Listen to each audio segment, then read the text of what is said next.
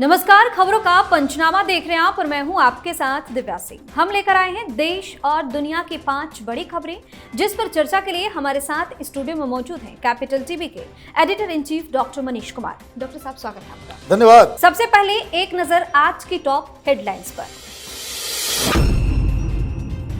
PM Modi ने राजस्थान में चुनावी सभा को किया संबोधित। कांग्रेस पर आस्था का अपमान करने के लिए साधा निशाना, बोले मेरे लिए तो मेरा परिवार भारत है। आप नेता संजय सिंह ने किया प्रेस कॉन्फ्रेंस। केजरीवाल के खिलाफ साजिश का लगाया आरोप। मनीष सिसोदिया ने जेल से लिखी चिट्ठी।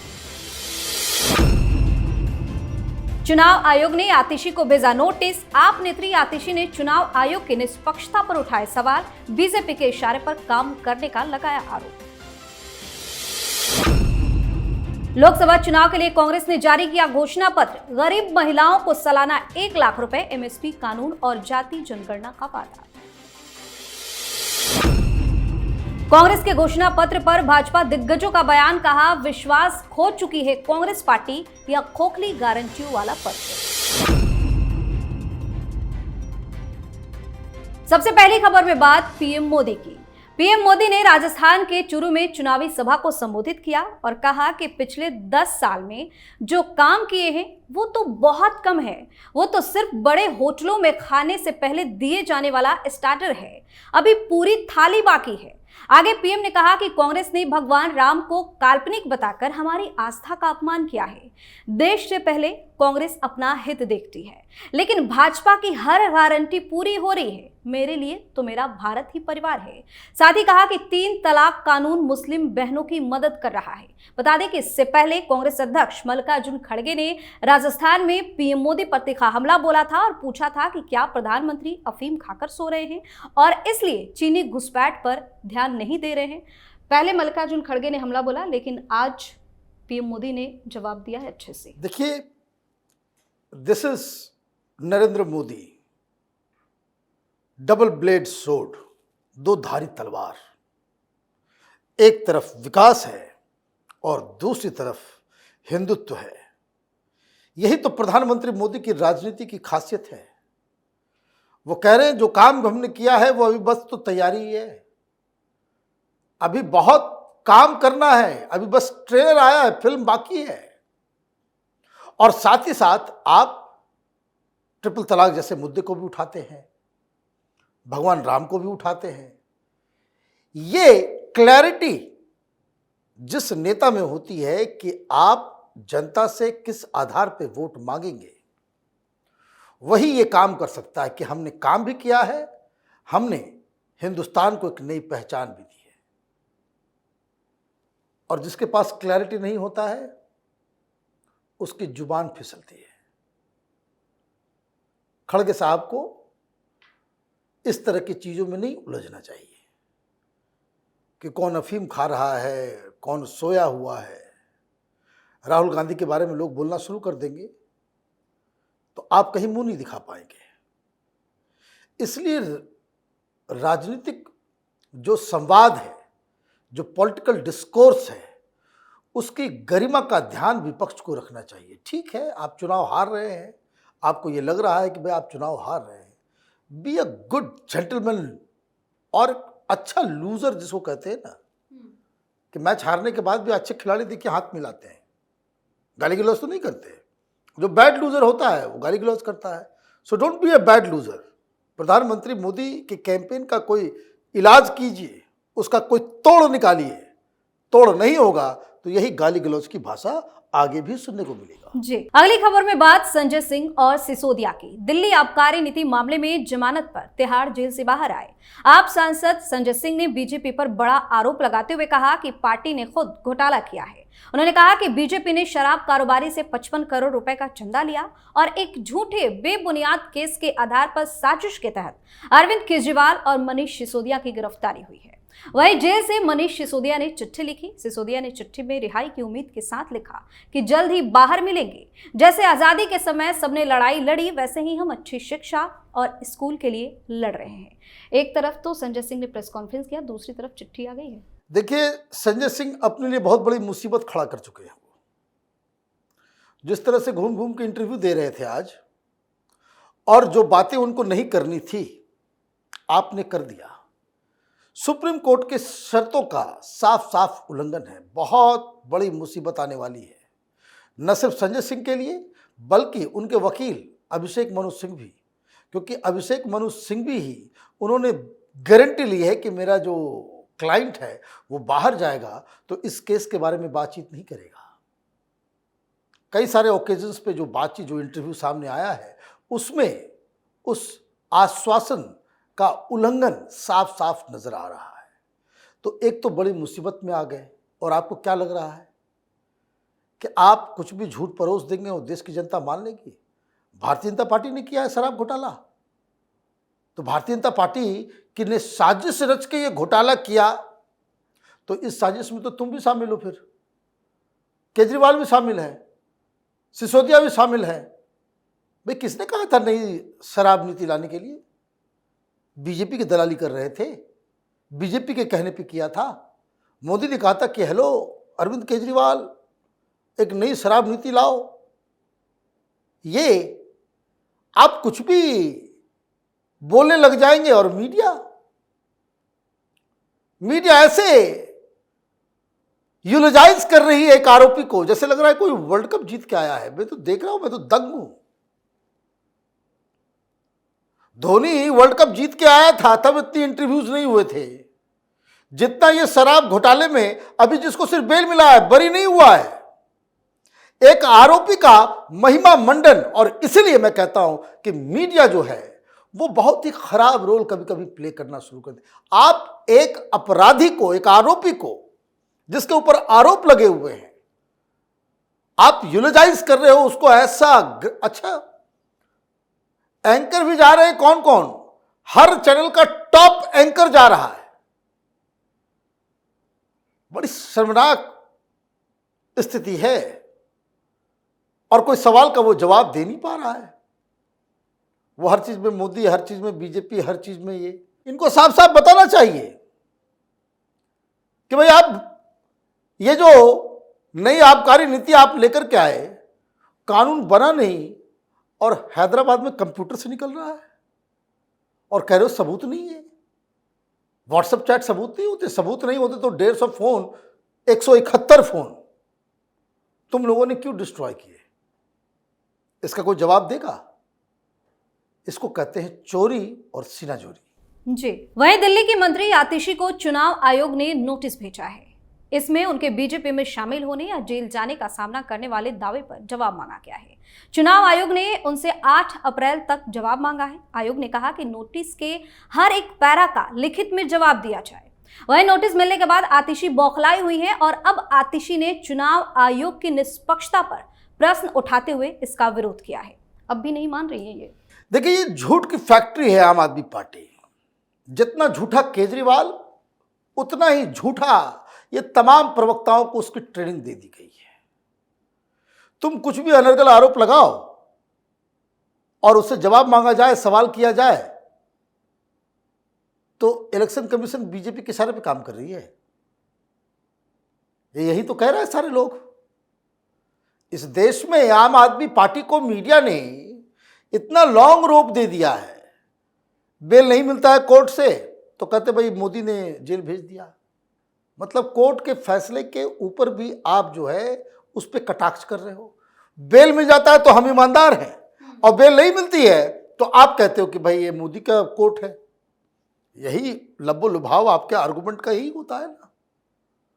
भाई आपने कहा कि मेरे बहुत ही क्लोज व्यक्ति ने मुझसे कहा कि भाई 2 महीने के अंदर में तुमको जेल जाने बचना है तो बीजेपी ज्वाइन करो। भाई बीजेपी में तुमको लेगा कौन? भाई क्यों लेगा तुमको? और उसके बाद आपने आरोप लगा दिया, वहां से भाग लिए। तो बीजेपी वाला ने सही कंप्लेन किया। आरोप लगाते हो तो बताओ भाई किसने कांटेक्ट किया, बीजेपी का वो कौन लीडर है जो आपको बीजेपी में लाना चाहता है, कौन आपको घूस दे रहा था, कौन प्रलोभन दे रहा था, कौन धमकी दे रहा था।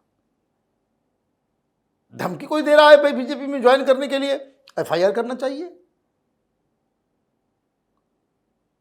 तो साक्ष्य और प्रमाण तो आपको देना होगा ना। तो आप हर हर बार मीडिया के सामने आते हैं और आप एक के बाद एक झूठ बोलते चले जाते हैं, मीडिया ब्रेकिंग न्यूज चला देता है। तो ये जो इलेक्शन कमीशन ने कहा है, वो कहा कि भाई आप जो आरोप लगाते हैं उसको सब्सटेंशिएट भी करना चाहिए। अब पता नहीं वो कहाँ है, वो डेमोक्रेसी की हत्या क्लब वाला जो हर चीज में कहते हैं डेमोक्रेसी मर गई, डेमोक्रेसी की मौत हो गई। तो उनको बताना चाहिए कि क्या हर नेता आतिशी मार लेना और केजरीवाल की तरह झूठा निकल जाए तो उससे डेमोक्रेसी बहुत स्वस्थ हो जाएगा क्या देश में? जी। और अब बात कांग्रेस के घोषणा पत्र की। लोकसभा चुनाव को लेकर कांग्रेस ने घोषणा पत्र जारी कर दिया है। इसे न्याय पत्र का नाम दिया गया है। मैनिफेस्टो में कांग्रेस ने बड़े चुनावी वादे किए हैं। इसमें 25 तरह की गारंटी दी गई है। कांग्रेस ने सत्ता में आने पर एमएसपी को कानूनी दर्जा देने, 50% की आरक्षण सीमा खत्म करेंगे और रिजर्वेशन सीमा बढ़ाएंगे, जातिगत जनगणना कराएंगे, कर्ज माफी आयोग बनेगा और रोजगार की गारंटी शामिल है। वहीं जांच एजेंसियों का दुरुपयोग रोकने और पीएमएलए कानून में बदलाव का ऐलान किया गया है। पीएमएलए कानून में बदलाव का भी ऐलान। भाई पीएमएलए लाया कौन? पहले लाते हो, चोरी तुम्हारी पकड़ी जाती है तो फिर कहते हो कि भाई इसको हटा देंगे। भाई लाए ही क्यों थे? क्यों लाया था आपने? ये तो भारतीय जनता पार्टी लेकर के आई नहीं, ये तो आप ही लोग लेकर के आए। और अब आपको ये मालूम होता कि भाई आगे चल करके इसमें फंसेंगे तो आप नहीं लाते। तो एक तो बात ये है, मतलब आपकी गारंटी क्या है कि इस देश में जितना भ्रष्टाचार करना हो कर लेना जब हम सरकार में आएंगे, फिर ये ईडी वीडी सब हटा देंगे। ये सब पीएमएलए कोर्ट और सीबीआई वीआई सब बंद, खुला खेल फर्रुखाबादी, जितना लूट सकते हो लूट लेना। पहली चीज ये। दूसरी चीज, आप ये भी कह रहे हो कि हम ये कर देंगे वो 25 गारंटी। तो कोई कैलकुलेट कर रहा था कि कितने पैसे खर्च होंगे उसके ऊपर। देश को भिखारी बना दोगे? इतना तो बजट ही नहीं होता, सरकार कैसे चलेगी? और इसलिए सबसे बड़ी चीज है कि आप इतना पंप एंड शो के साथ लेकर के आए कि हम घोषणा पत्र लेकर के आ रहे हैं। शाम तक में लोगों में वो घोषणा पत्र कोई आशा नहीं जगा सके। सबसे बड़ी दिक्कत यह है कि आपने अपना ब्रह्मास्त्र चलाया है। चुनाव की दृष्टि से देखें तो आप क्या करने वाले हैं। ये ब्रह्मास्त्र है आपका, अब वो फुस हो गया, आवाज तक नहीं किया। सामने वाले को नुकसान पहुंचाने तो छोड़ दीजिए, आवाज तक नहीं आई। और ये कांग्रेस की गारंटी आपने निकाल दी, इंडी गठबंधन की गारंटी कौन देगा? तमाशा चल रहा है देश में। ऐसे राजनीति करेंगे आप और जनता इतनी बेवकूफ है कि आपको वोट करेगी? कहाँ तो मैनिफेस्टो कमेटी, तो एजेंडा, कॉमन मीनिमम प्रोग्राम, लंबी चौड़ी बातें कर करके 6 महीने से इन लोगों ने पागल बना रखा था। और अभी केजरीवाल अलग निकाल रहा है, ममता अलग निकाल रही है, वामपंथी अलग निकाल रहे हैं, कांग्रेस अलग बस सब लोग अपना अपना बीन, अपना अपना राग बजा रहे हो। तो ऐसे में तो आपने भारतीय जनता पार्टी को मौका दे दिया आपके ऊपर प्रहार करने के लिए। जी। वहीं कांग्रेस के घोषणा पत्र पर भाजपा के दिग्गज नेता तंज कस रहे हैं। भाजपा के नेता कांग्रेस के घोषणा पत्र को खोखली गारंटी वाला पत्र बता रहे हैं। राजस्थान सरकार में मंत्री राज्यवर्धन राठौड़ ने कहा कि यह खोखली गारंटियों की श्रृंखला में से एक और गारंटी है। जब इनकी राजस्थान में सरकार थी तब एक ही गारंटी थी कि राजस्थान को लूटेंगे और इन्होंने हर तरह से राजस्थान को लूटा भी। मध्य प्रदेश के मुख्यमंत्री मोहन यादव ने कांग्रेस के घोषणा पत्र पर कहा कि कांग्रेस ने सबके साथ अन्याय करते हुए अपना समय गुजारा है।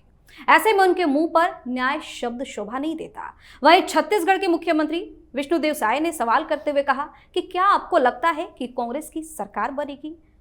छत्तीसगढ़ के मुख्यमंत्री ने सवाल भी कर दिया है और अब मतलब शुरू हो गई है बात। देखिए, आपने सही किया, इन 3 राज्यों को उद्धृत किया इस खबर के साथ, राजस्थान, मध्य प्रदेश और छत्तीसगढ़। इस बार तो हार गए। पिछली बार जब जीते थे ये लोग, क्यों क्रेडिबिलिटी खत्म हो जाती है? क्रेडिबिलिटी इसलिए खत्म हो जाती है क्योंकि जब पिछली बार जब चुनाव जीते थे ये लोग तो मध्य प्रदेश भी जीते, वो पार्टी टूट गई, सरकार खत्म हो गई, वो बात अलग है। लेकिन देश की जनता ने राहुल गांधी की बातों पे भरोसा करके राजस्थान, मध्य प्रदेश और छत्तीसगढ़ तीनों राज्यों में जीत दिलाई थी। ऐसा नहीं है कि आपने घोषणा की है, लोगों ने उसको रिजेक्ट कर दिया। क्या आपने कहा था? आपने कहा था 1 2 3 4 5 6 7 8 9 10 दिन खत्म होते ही 6,000 रुपए हम युवाओं को बेरोजगारी भत्ता देंगे, और 11वें दिन अगर ये नहीं लागू हुआ तो हम चीफ मिनिस्टर बदल देंगे। गूगल पे जाइए, यूट्यूब पे जाइए, राहुल गांधी का वो बयान बिल्कुल रखा हुआ है। तो आपने इतना लंबा चौड़ा दे दिया, आज फिर आपने कहा है बहुत सारे, लेकिन आपने उसे पूरा नहीं किया। पूरा जब नहीं करेंगे तो यही होगा। आपने कर्नाटक में 5-6 वादे, गारंटी आपने दी है ना। अब वहां सरकार बन गई, लोगों ने दे दिया वोट। अब वहां चीफ मिनिस्टर का जो फाइनेंशियल एडवाइजर है वो कह रहा है कि हमारे पास पैसे नहीं, हम कैसे करें। वो कह रहा है कि भाई मोदी सरकार दे। अच्छा, वादा करो तुम, पैसा दे मोदी। और जब पैसा नहीं मिलता है तो यही कांग्रेस पार्टी कहते हैं कि भाई साउथ को अलग कर दो, हम सबसे ज़्यादा टैक्स देते हैं, हम सबसे ज़्यादा जो है सेंटर के बुके में जो है हम पैसा उसमें डालते हैं, हमारे यहाँ से कमाई होती है, उस अनुपात में हमको पैसा नहीं मिलता है। मतलब देश को तोड़ो, यही करना बाकी रह गया था। तो सवाल ये नहीं है कि वादे क्या है नहीं है, सबसे बड़ा सवाल ये है कि ये वादा कर कौन रहा है। ये वादा कर कौन रहा है? ऑफिस का चपरासी आपको कह दे कि आपका इंक्रीमेंट जो है होने वाला है, मैं इंक्रीमेंट करा दूंगा, डबल कर दूंगा सैलरी, आप यकीन करोगे? सीईओ बोलेगा तो आप यकीन करोगे। कांग्रेस की बातों पे कोई इसलिए यकीन नहीं कर रहा है। बहुत बहुत धन्यवाद सर तमाम जानकारी के लिए। धन्यवाद। खबरों का पंचनामा में आज के लिए इतना ही। देश और विदेश की बाकी खबरों और उनके सटीक एनालिसिस के लिए देखते रहिए कैपिटल टीवी। हमें लाइक कीजिए, शेयर कीजिए और हाँ, कैपिटल टीवी को सब्सक्राइब करना बिल्कुल ना भूलें। धन्यवाद।